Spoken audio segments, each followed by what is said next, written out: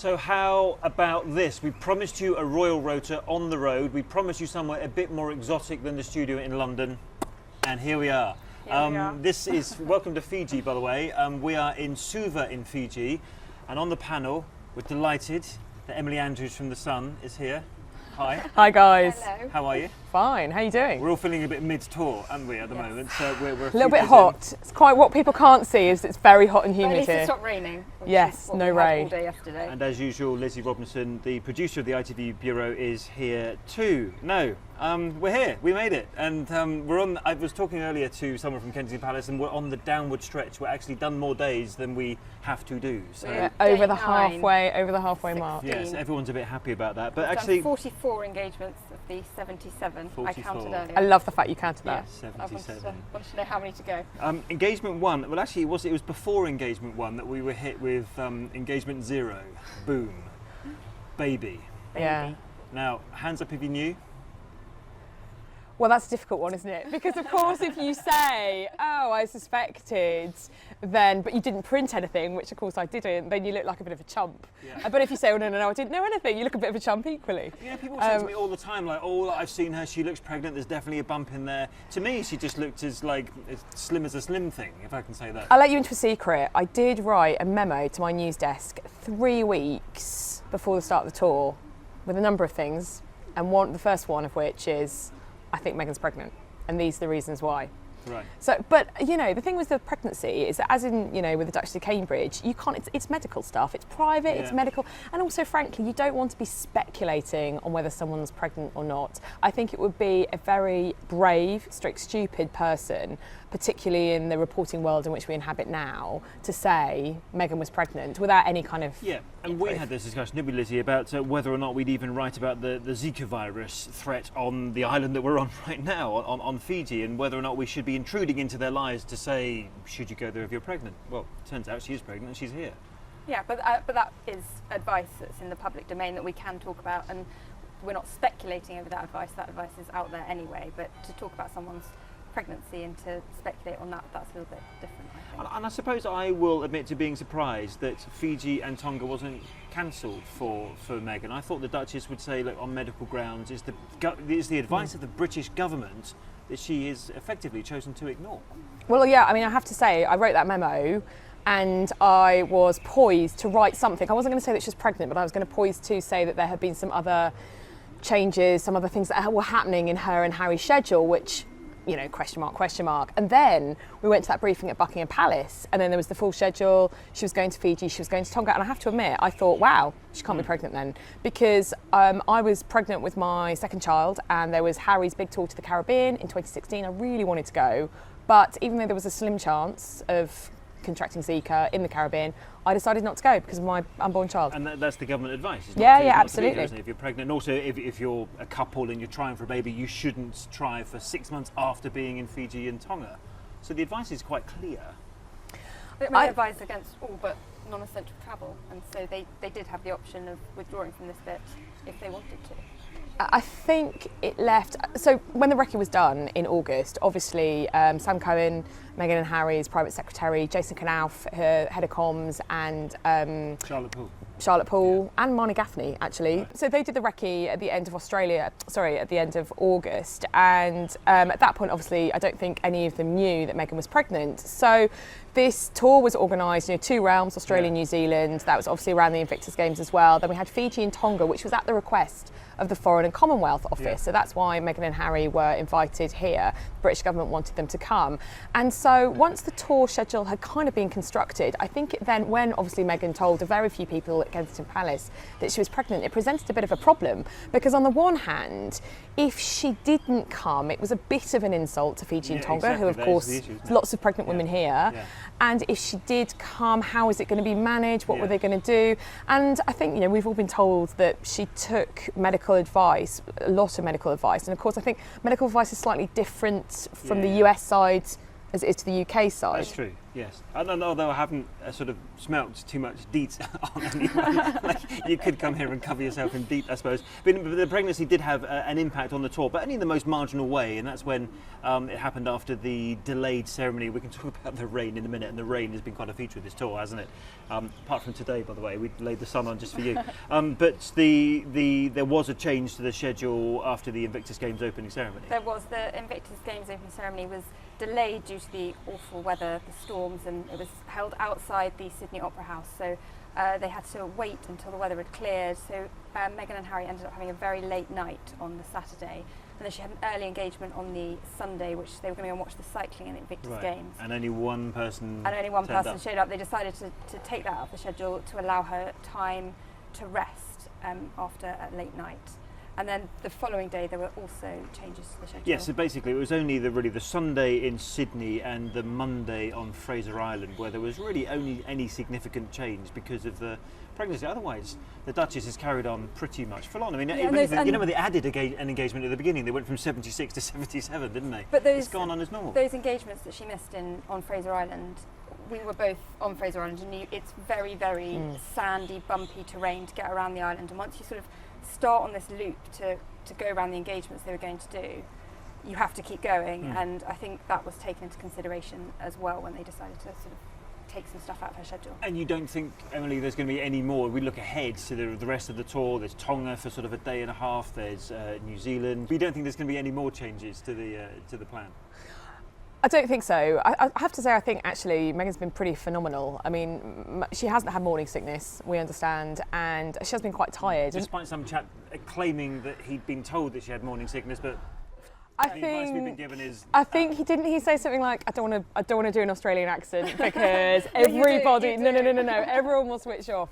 I think he said she was a bit crook. Harry had said she was a bit crook, and then I think Kensington Palace were quick to point out that no, she had not had morning sickness. She was absolutely fine, but she had been quite tired. And I think she talked herself as well, didn't she, about the jet lag and getting up at 4:30 to do yoga. And then we all had the jet lag. I mean, I was getting up at 4:30 and not doing yoga. So. Yeah, I mean, I think she's done phenomenally well because often in the early stages, well, in fact, pretty much all the way through pregnancy, you're really tired.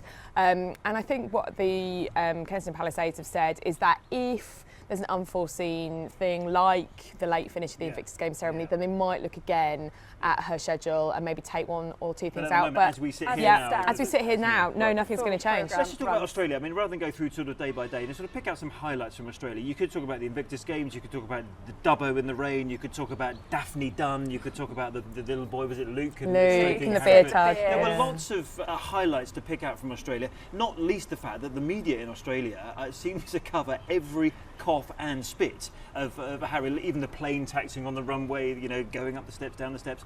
Every cough and spit was covered on in the Australian media. The interest was phenomenal, wasn't it?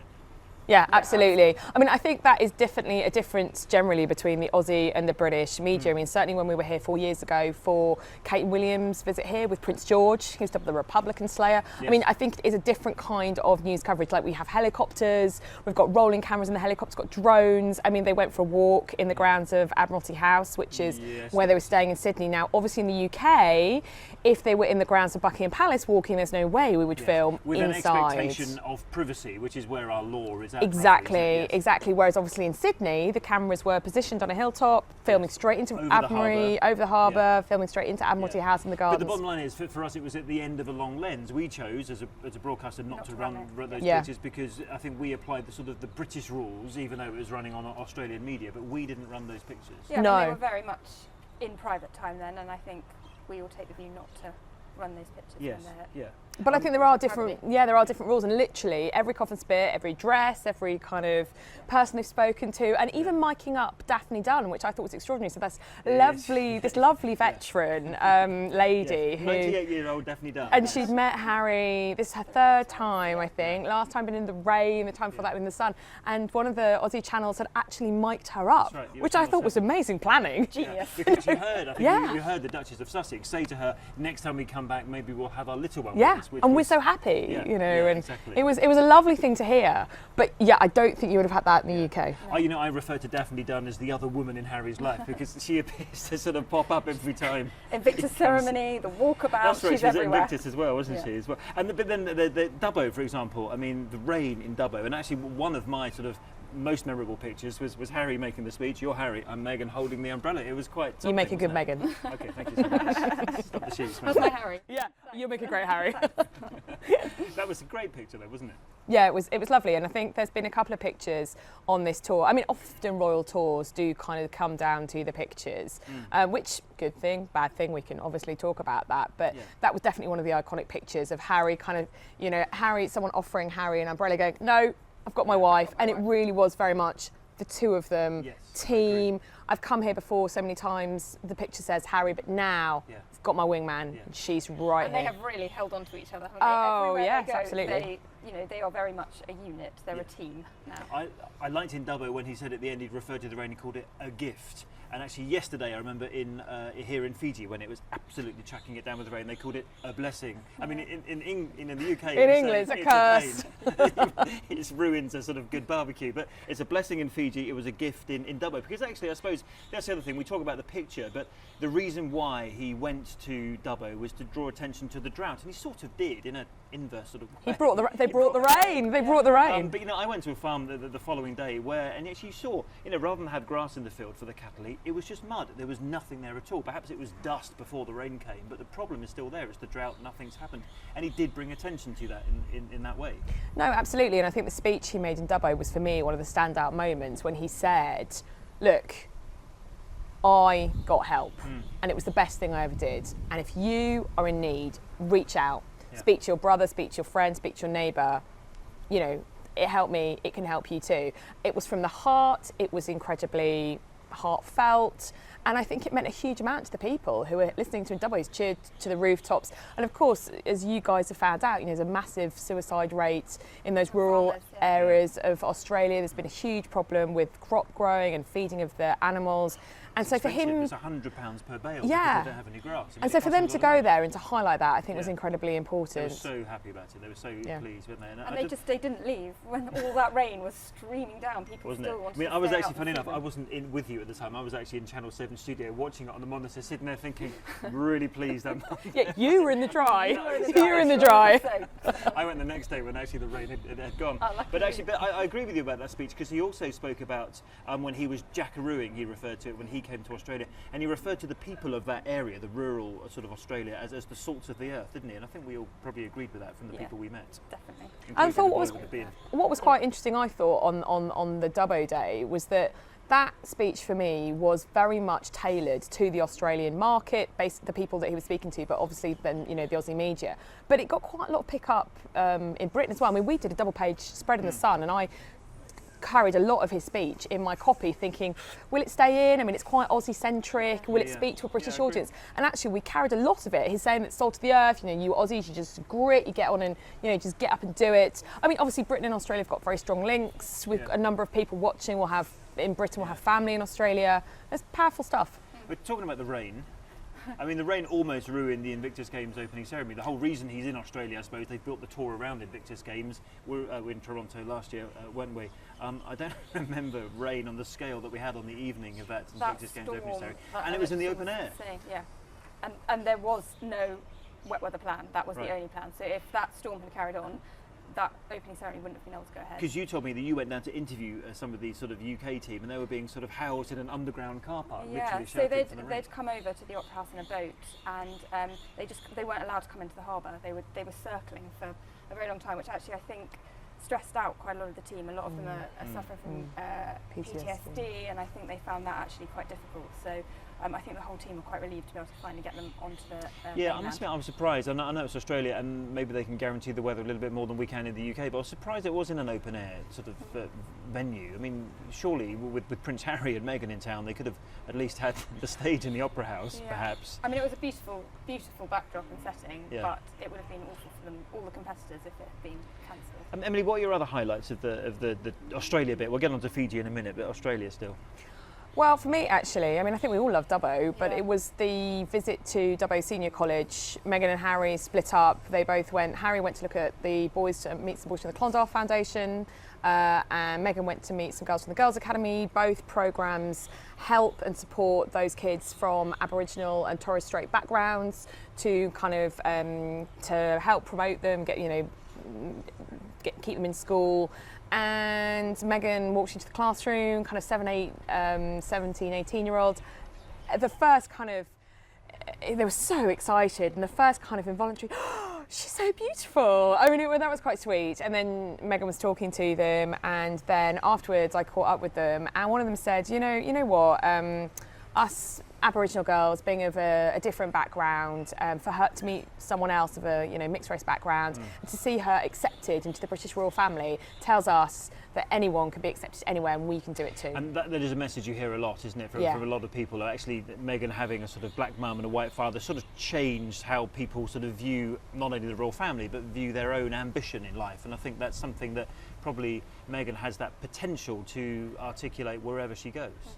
Yeah, and also we saw, of course, on Bondi Beach, that again was another kind of seminal moment, because that was all about mental health. We're just dropping in places we've been. Bondi Beach. Dubbo. Should we just do like, Melbourne, Melbourne, from okay, Fiji. Yeah. So you're in Bondi Beach, yes. Yeah. No, and again, I thought that was, and sometimes, with royal reporting, there is a criticism that often the message gets lost because it gets drowned slightly in what's she wearing, what's, is Harry throwing a football, we'll do wearing in a minute, or, stuff like that. But I really do feel that on this tour so far, the messages, because there are, environment, mental health, lots of different things, they are getting through. Yeah. Okay, talking then, let's merge two of those issues, environment and fashion. I'll opt out of half of this conversation. But at one point, Meghan was wearing some shoes made from recycled plastic. Was that Bondi Beach, Melbourne Beach? Somewhere? Melbourne. So Beach, she'd worn them on Melbourne Beach, and she'd worn them, I think, a couple of days earlier. American brand flats. She wore flat shoes. Sure. Okay, that's new. Yeah.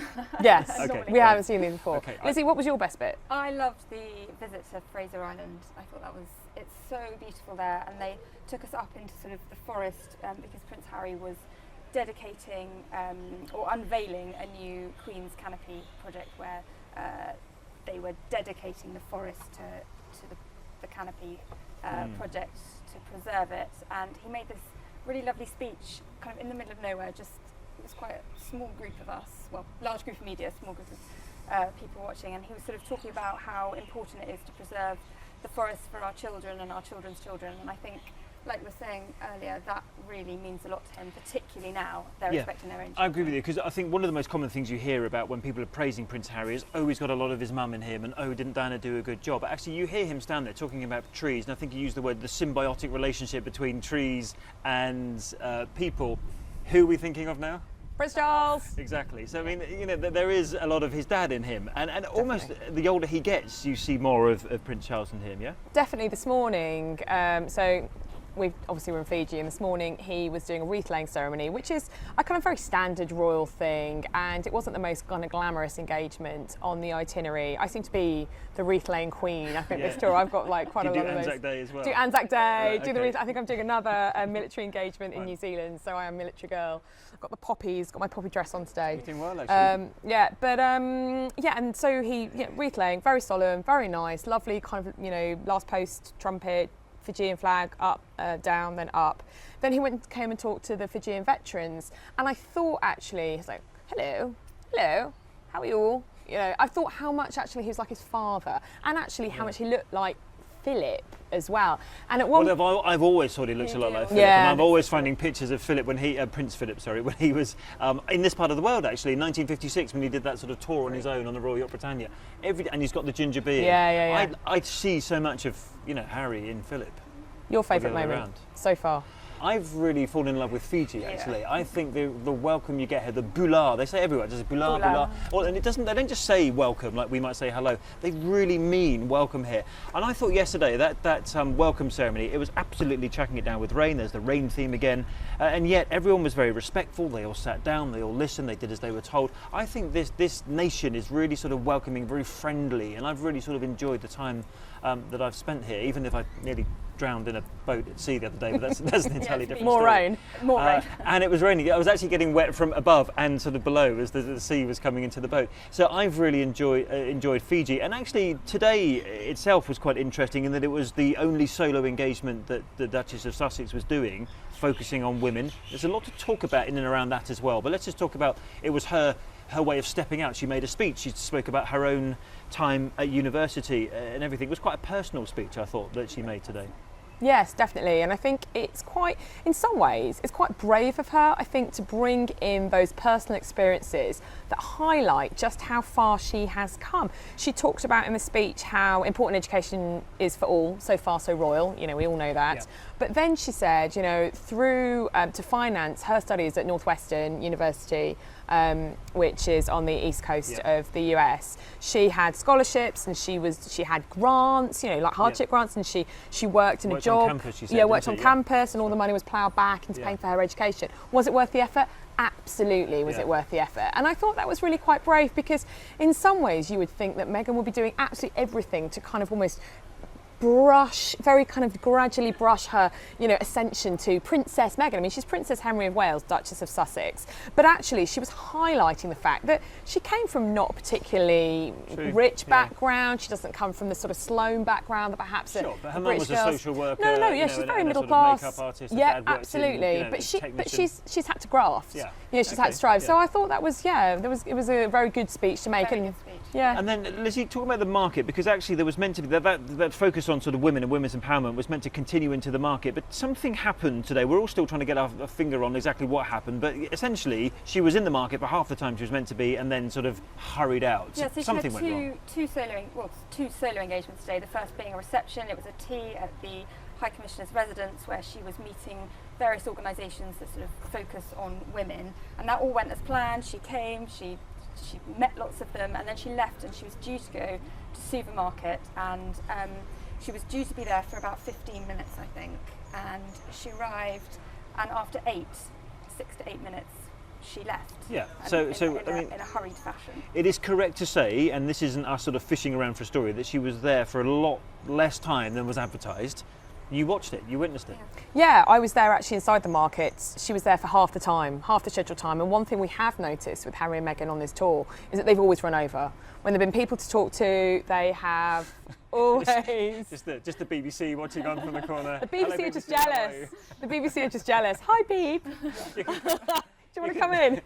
You can come and join on the next one. Anyway, you're interrupting. We've got the absolute royal expert here. Yeah. She is the expert. We're all taking notes, and you can't have her. Anyway, you'll be on the next one. So I was inside the market, and it was quite hot and humid, but it was quite kind of controlled and quite calm. A lot of people there to see her, and a lot of people very pleased to see her.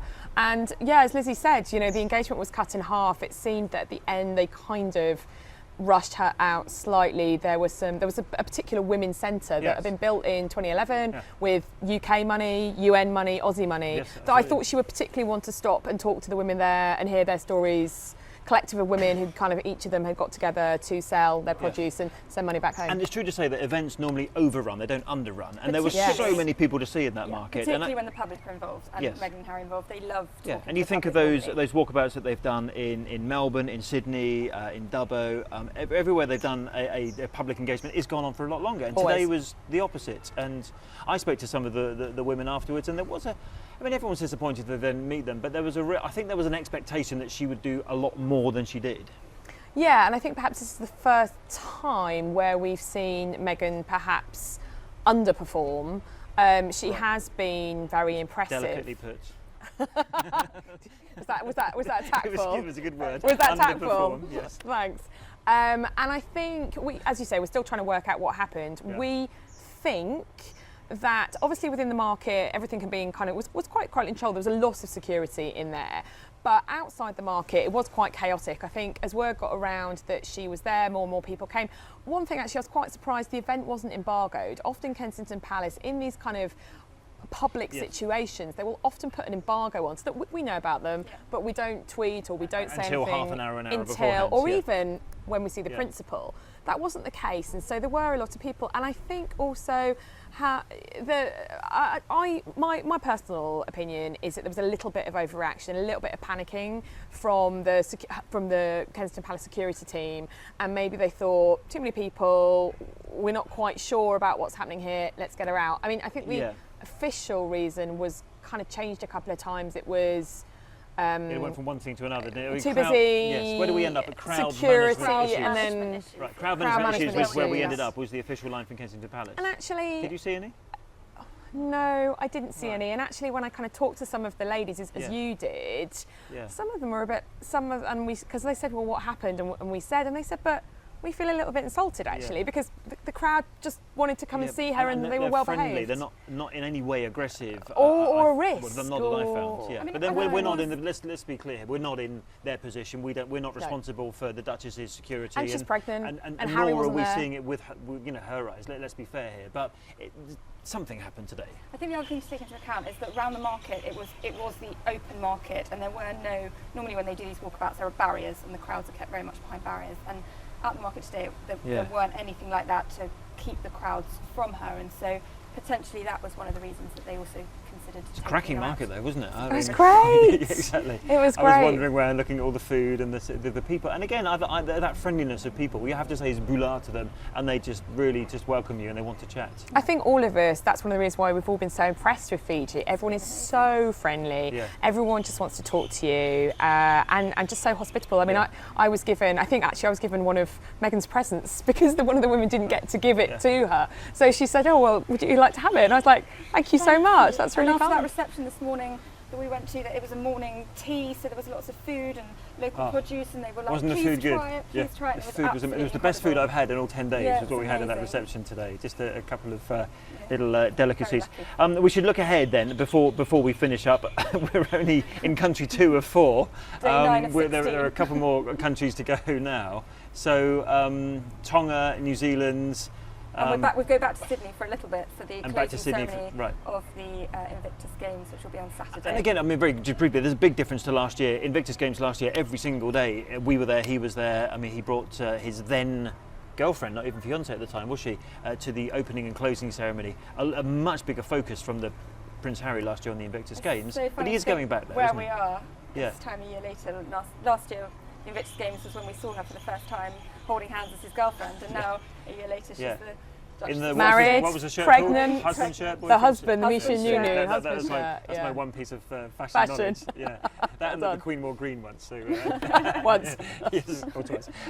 So for Tonga, New Zealand, and so still plenty to go. Lots of things to happen. I'm tired. It's really, I'm ready to go home. It is exhausting. And actually, I think Meghan and Harry have got an evening off tonight, haven't they? We think they're away somewhere secret. Yes, they've got a little kind of baby moon, I think. Right.